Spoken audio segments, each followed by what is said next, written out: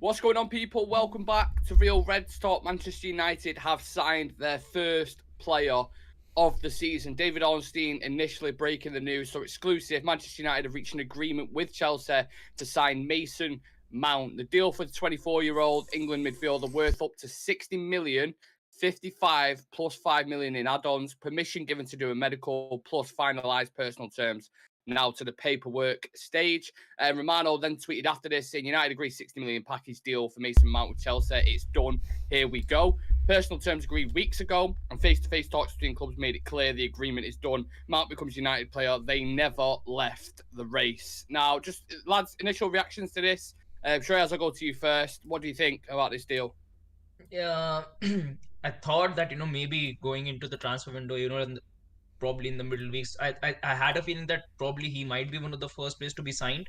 But I didn't expect it, to happen so soon, like the way Mm, it was trading, because I thought that maybe this ownership thing will delay most of our signings by quite some time. But we managed to get in Mason Mount, and at least it's a foot in the right direction. At least I would say that we managed to get at least somebody in yes. before preseason. Yeah, we were discussing this afternoon, weren't we, or this morning, should I say, that the Yeah. transfer windows, literally, not transfer window, the pre-season dates are literally like 2 weeks away. So it's so important we needed to get a player in. Sam, it seems like we've actually stayed firm for once and actually got the player for the price we offered. Are things changing? Is this significant in terms of how we move forward and negotiate that we haven't been had over a barrel? It's a nice step. It's a good step that we've gone. Look, this is as much as we're going to pay, and we're not budging on that, and we haven't. So that's good. Which I'm hoping that now teams now like think twice ago. We can't just add that United tax anymore because we've paid what we asked to pay, and we've gone up a little bit on like what was the original one we did, like what was it, 45 plus something Well, we put originally. 3 bids in. So the Yeah, first bid Yeah. was like 40, like a throwaway offer. yeah, Then it yeah. was 45 plus 5, So and then 55 yeah, plus 5. that's how negotiations should work. You're never gonna win me your first offer, but like Yeah. second, third, you should get there. And then obviously with United, we all end up just overpaying. So Yeah. for us to pay, I still think it's a little much for a guy like him in the last year of his contract, but I'm happy that we've not paid the 60, 70 million that Chelsea want or Exactly. overpaid for him or any of that sort of stuff. So it's good that we've got a player in the door. It's good that Ten Hag is going to have someone in pre-season to work with, and I'm hoping it's one of many. But reports have said like there's only expect one major signing while this takeover's going on. So this could be it for a while until this takeover's sorted. But I hope not. I hope we like the next one's Onana in the door. I hope then we get striker. I hope it continues this Yeah. way, but we'll see. Well, for let's say aliens just come down to the planet Shreyas and they're asking what is Mason Mount going to bring to Manchester United? What qualities does he offer? Why does the manager want him specifically? Because he's pushed quite hard for this signing, hasn't Yeah. I think what he actually brings to the table is that what we've seen for quite on a number of occasions last season as well. Ten Hag used to bring on Fred, and it used to be around the 60th minute mark or the 55th minute mark, because he knew that Fred wasn't that sort of a player who can give you quality for 90 minutes. He is that sort of a player who can come on, who can give you energy on the pitch, but he can only last 30 to 20 minutes. After that, you can see that quality fade because he doesn't have that creativity. He doesn't offer that precision passing that Eriksen actually offers us as well. So I think what he offers is qualities from Fred as well as qualities from Eriksen, because he's, if you scrap last season, before that he was one of the most creative players at Chelsea. He was one of Thomas Tuchel's go-to player on that pitch. He used to play as a number 8, he used to play as a 10, he used to play as a center forward, a right winger. He's a very very versatile player in that opinion. And except that he's a wonderful presser on the ball. I think one of the things that people used to call out last season on a lot of occasions was Eriksen isn't that physical enough or that quick when it comes to hitting teams on transition, or when we have to defend on transitions. So Mason Mount is a person who can elevate us in that direction. um and I think the way Ten Hag has been genuinely been pushing for this signing, he definitely sees something in him. He knows that he can bring certain traits and qualities into this team. And if Ten Hag, whenever Ten Hag has pushed for a signing, it has worked wonders for us. Like, this hasn't been a single player who hasn't worked out under Ten Hag who he wanted to actually get in. And how's that dynamic going to work, Simon, with Christian Eriksen now? Because obviously he was a starter for us. Do you think Mount just comes in straight away into that midfield, or do you think he kind of beds his time into it? Like, how do you see that kind of dynamic working? I think we said, didn't we, when we signed Eriksen, or like when we were in for Eriksen, I think me and you particularly were like, he's going to be a rotation option. He's going to play when Bruno doesn't play. That's what we thought, didn't we? We thought he was going to be a Bruno sort of option, and he wasn't. He ended up playing every single game, and like for the most part, he was class. Like, he was a fantastic player. But I think he was just so much better than McFred that we had, and plus he had Casemiro eventually. We were just like, oh my God, this is amazing. But then you started to see a few flaws in his game, like Shreya said.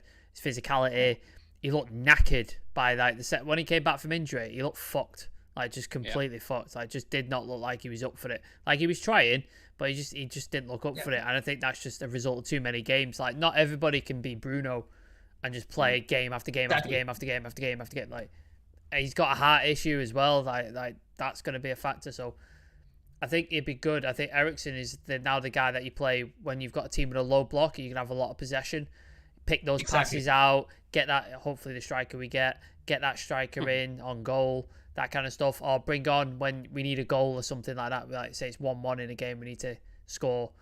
Bring him on, he can unlock that defense and that pass. I think that's how you use Eriksen going forward. And then Mount's going to play in the City games, the Chelseas, the Liverpools, all that, the big games where it's going to be a bit of a dogfight. You're going to have to work your way into the game. I think he's going to play. He could switch it up. He could play more. You could have like a sort of more fluid system. Like, Casemiro is obviously going to be a base.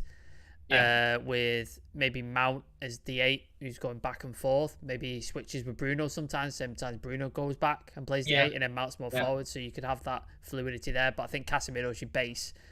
I'd love for us to get in an alternate defensive midfielder as well, but I doubt that's going to happen this summer, but it would be nice. So I think that's how it's going to work. I've just seen on Twitter he's due to have a medical after the weekend. It's a 5-year deal with an option of an extra one. So that's what's being reported. I think the best part about this deal is that next season we'll have more quality on the bench. Like, if in games where Mount isn't working out, you've got the option of bringing on Eriksen. And, bringing on Eriksen is better than bringing on Fred or McTominay, because he actually offers us something on the bench. I think if you used to ask Christian Eriksen, let me just put my phone on mute because the fucking notifications going absolutely mad. I think if you ask Eriksen himself, if you show him the games back, like the Man City, I've been saying this for ages, and the big away games, he would have looked at him and be like, I was not tracking back there. My mobility was lacking. I wasn't keeping up with the pace of the game. And he could probably understand it himself why we signed someone like a Mason Mount. I said on yesterday's show, the way I see Ten Hag going at the minute with the system, with the midfield, because Bruno and Fernandes and Mason Mount aren't particularly build-up experts. So these two guys are dogged. That midfield straight up, and now is an absolute engine with Mount, Bruno, and Casemiro in there. I think you have the 2-8s pushing really high up. The rest of the team push really high up. Onana at the back. I think a couple more signings will help with that, depending on the striker that we get, the profile of him. You can see it all kind of piecing together now, and I can see what he's going for next season. We need to be more resilient, and bringing in someone like Mason Mount will absolutely do that, because he's one of the best pressers in the league. That's just statistically a fact. So I'm happy about it. It's a player I admire. I think he's good. I think the fact that he gets a lot of shit thrown at him for the season that's just happened at Chelsea. I mean, they've had 3 different managers there. It's disjointed. Exactly. You can't really judge a player off that. When we had Rashford last season, Luke Shaw, these guys, under Ragnick and Ole, when it was just turmoil and no one had a clue what was going on, they didn't perform the best. It is what it is. But again, factually, for Chelsea, I think he's the only player to get like numerous times double figures in goals and assists in seasons. Under Tuchel, he was the go-to man. He's won a Champions League. Like, he's got very good stats behind him. He's 24 years old as well, which is a fantastic age profile. I'm happy about it. I get there's a bit of diversity amongst fans and stuff like that, but that's what signings are about, aren't they? I suppose. Exactly. With that said, Sam, should we get into the comments? Yeah. There's a lot of comments. Let's have a look. I did put a poll up saying, are you happy with the deal? 91% saying yes, 9% saying no. So pretty positive conclusion there. Great, I'm okay with that deal. 50 million, 5 plus 5 add-ons. I think a lot of fans will be shocked when he settles in. TS7, happy with it, but I think we've been slightly ripped off. Dan Raj, great signing, but it seems like the goalkeeper situation will be sorted soon as well. We need to sell soon because Mount and a keeper isn't enough. I think it improves us a bit. Vince Bullock, could it be an extraction, a tactic maybe for the Glazers? We look at this one and then they go that way, possibly. Shrindi, I think 60 million is too much, but English tax, max 50 million for Mason. Yeah, I agree. It's quite a bit of money. He won't spend his time coming off the bench better than Ericsson, Fred, and McTominay. He's an upgrade to Fred and maybe to Ericsson in terms of energy. Good engine, so can do 90 minutes easy enough. 60 million is a bargain for Mount at the minute from Shah Sam in the current market. We're lucky with his contract situation. Afternoon from Brian Casey. Afternoon, mate. How's it going? Brian Casey taking the fee out of it. I thought we're going to overpay with United tax. Happy we got the player that Ten Hag wants. That's the important bit there. Yeah. Ten Hag wanted him and we've got him. Yeah. So Adam is in the chat. Shout out Adam. Read that Mount and Anana were meant to be agreed before Friday. 110 million for a midfielder and keeper isn't so bad. Yeah, if we can get that deal across the line, I agree. Selling McTominay aids with FFP, doesn't it, since he's a homegrown player? I believe so. Yeah, I believe so. And then Brian Casey, under Tuchel, he was back-to-back player of the year at Chelsea. Yeah, mentioned that. Shortlisted for Ballon d'Or. He's a decent player. Mount would be worth 100 million next season or just 20. So, there you go. Not only just that, we've not even spoken about his versatility yet. Like, I think under Lampard, they play a 4-2-3-1, and he played predominantly as a 10. And then under Thomas Tuchel, he played as, like, one of the 2-10s when they played with, like, the 3-4-1-2. I think it was, like, either side. He's comfortable on both feet, so he can adapt into the left channel, can adapt into the right channel.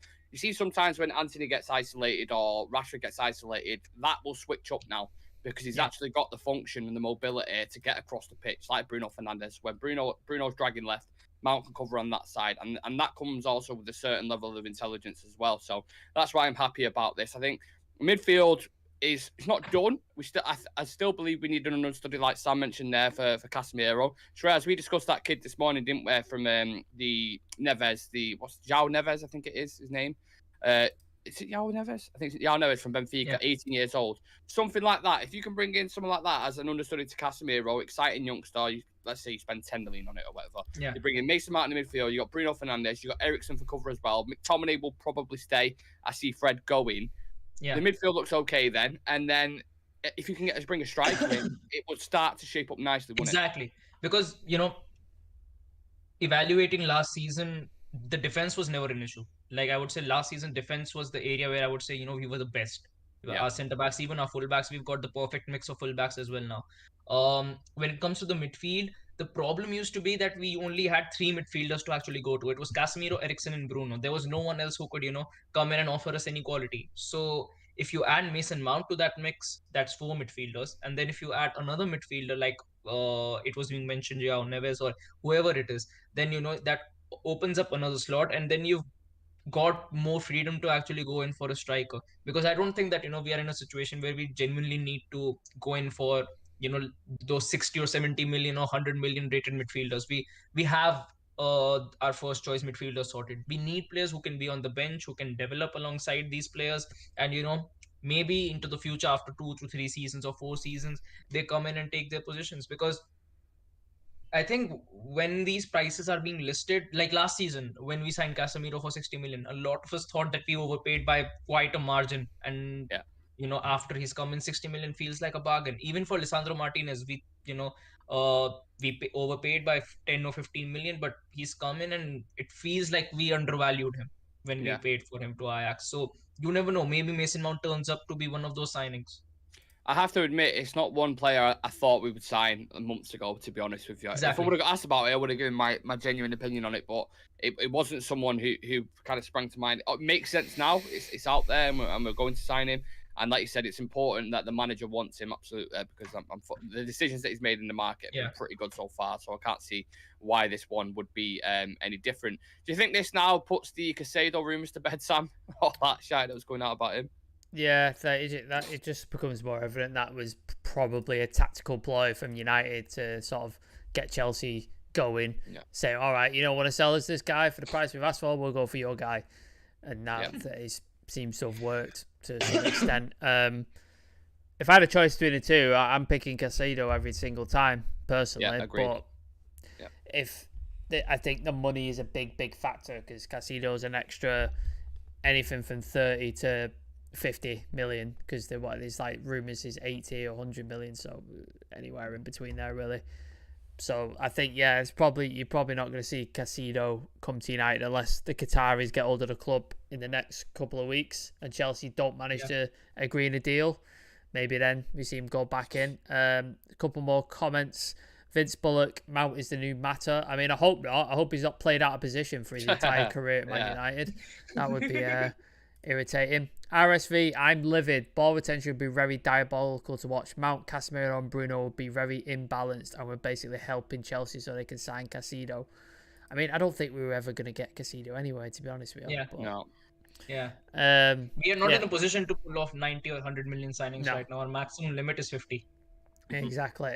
With Mount coming, does that mean we're not going to have Caicedo from Brian Casey? Yeah, I believe so. And would we ever really in for him? Probably not. No, probably not. Defense was good last season because Mick Slabhead hardly played. Yep, I'd agree with that. Yeah. Top floor clubs coming in for Chelsea players. Can't really say the same for United players. No.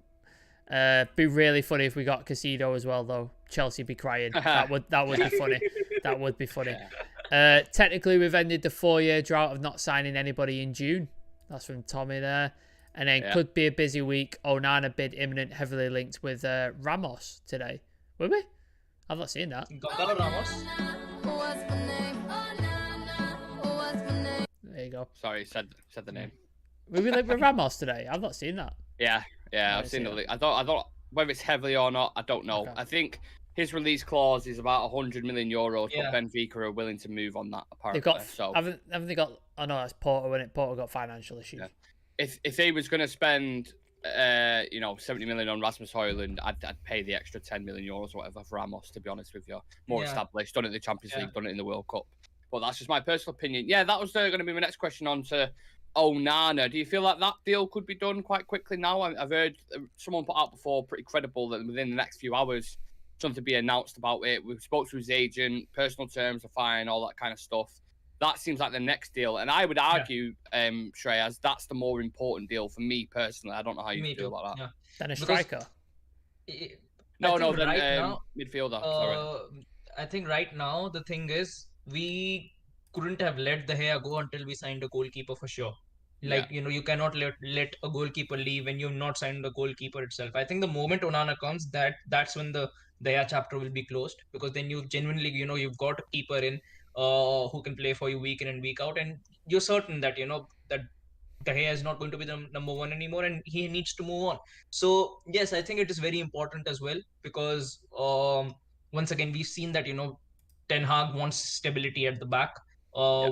Whenever he's played throughout the course of that season, the defense has been one of the major forts that has actually kept us going. So I think that is going to be a similar story next season, that our defense is going to be pretty solid, and Onana seems to be the perfect player right now when it comes to the price for which he's mentioned for, because I think we're going to get him for within 50 million. The rumored price around which is being mentioned is 45 plus 5 million in add-ons. So I'm actually surprised at the price that they've put up. I don't know. Inter usually do that. Like when they sold Hakimi as well, they sold him for about 60 million or 65 million, around that price, and he could easily go for 100 million. They need money as well. Like they're really strapped for cash. So yeah, I was quite surprised for that, but I think it's a fantastic deal if we can get that over the line. Oh no. Within 50 million, you're getting someone like Onana. Yeah, for good price points, we always overpay for players, man. And exactly. It feels really unrealistic that we're getting a keeper like him within 50 million. Yeah, but I think it'll be them two players that you'll probably see on pre-season, and then the striker. I think the striker will be dragged out until. It will be a miracle that if we get a striker signed within the next week or two. Yeah. Thoughts on that, Sam? Do you think that's the way it's going to go down? Keeper next, and then. Yeah, Onana looks like he's the one who's being lined up next, doesn't he? Like it seems like everything's being sort of sorted, personal terms, a lot of stuff saying they've spoke to Inter already, etc. Inter have set a price, so it looks like it's being set up. He would probably want the move, I imagine, work with Ten Hag again, play for Manchester United, knowing you're going to be the number one goalkeeper. Inter need the money, so it just seems like the most logical one. I think we need to be focused on a striker immediately, because that worries me that we still not got a number 9 in. I know there's Rasmus Højlund's gone quiet. Harry Kane thing, he might be going to Bayern Munich, so I know there's a lot of sort of stuff that's not happening there, so that worries me. But yeah, Onana seems like the next one that seems to be going through the thing. A couple more comments. #Dallo, I'm asking myself if you're intentionally skipping my comment 2 times, plus you did not read it. What comment was it? Let me find the comment. Let's have a look. Man United's definition of quick is not the same as ours. Is that the one No, he's referring to? he's been difficult mount to climb. Just hope he will be a good mason to cement the team. Very well. Very nice. Good little pun there. Okay. Saw it on Twitter earlier. Willing to play 64 million. Benfica want. That's from Brian Casey. Let's hijack Timber and get a striker in. I mean, that'd be amazing. That'd be so funny. Yeah, I'd be open to Timber. Yeah. Be open to it. Yeah. Tier 7. I could see us starting next season without a striker again. Yeah, I could see that as well. Yeah. Lewis Jackson, always with the positivity. Signing doesn't excite me, however, to trust the process. Yeah, there you go. Saw a sweet tweet earlier. It sums up. Days like this shows who understands what it means to support a club as people who support players. Chivy's in the chat. Shout out to Chivy. Was this one? We gave them Alexis Lukaku, young Darmian. Should we benefit from that? Yeah. Controversial. They've got a lot of our players. Yeah. Alexis Sanchez as well. Yeah. Controversial, but I can't wait for the day United start games without De Gea. That's from Tommy. And then you think they'd be on good terms with Inter. Yeah, Gray. So, yeah. Yeah. I agree with the sentiment, but I don't like people being disrespectful towards him, man. Like, the guy's been here for 12 years and everyone's saying fuck off. But I couldn't imagine how he feels seeing United fans putting that, like genuine United fans, when he's served the club for 12 years. In some seasons where we've had diabolical and without him, it'd be so much worse. And then to see him basically saying, can't wait for him to fuck off. Has he gone yet? Has he done this? Whatever, blah, blah, blah. Like, have some fucking respect, man. The guy's been here like over a decade at Manchester United. He's a legend. He's not going to shit overnight. It just doesn't suit the style that Erik Ten Hag plays. It's as simple as that. Yeah. So he deserves a send-off. I seen the Telegraph reported something that United want to give him a proper one after he leaves. I don't know how they're going to do that, but that's what United are putting out there, because the way they've handled this whole De Gea situation's been a fucking shambles. But we're not here to talk about the goalkeeper. We're here to talk about Mason Mount. He has signed for Manchester United, 55 million plus 5 in add-ons. I'm sure the wages are probably about 200 grand a week, 5-year deal plus 1 year extra. Medical to be done after the weekend. Will be with us for pre-season, which is again nice, but we only had one player last year for pre-season, so it's kind of like, well, we'll wait and see what happens. Who knows? We could be live again in the next half an hour. We're talking about Onana. You just really don't know at this point. But things are moving fast now after just a traffic jam for what feels about a year. Mason Mount has signed the deal. Smash a like on the video if you're happy about this, or just smash a like on the video in general. Subscribe to the channel if you're new around here. And yeah, I think we can wrap it up there, lads. Just a quick, snappy one. Yeah. Mason Mount, here we go. Yeah. He's the first player in the door. Just a couple of, just a couple of last comments. There's not many genuine fans on Twitter or TikTok from Ryan Casey. I agree. Fucking Twitter is an absolute cesspit. I fucking hate it. Yeah. Agree, Nick. It's a bit naughty. And then, great. You guys on later, by the way. I was just show earlier because of the news. Yeah, we will be on later. Jay Motti talking all things United. We'll probably chuck this in as well because we'll get his reaction to it. So we will be on later at 8:30. So do not miss that. Make sure you got your notifications on. The late show with Jay Motti is going to be very interesting. Lots of things to talk about. So do not miss it. Subscribe, like, become a member if you want to become a member. And me, Strayers, and Sam will see you guys in the next one. Peace. Yeah. Peace.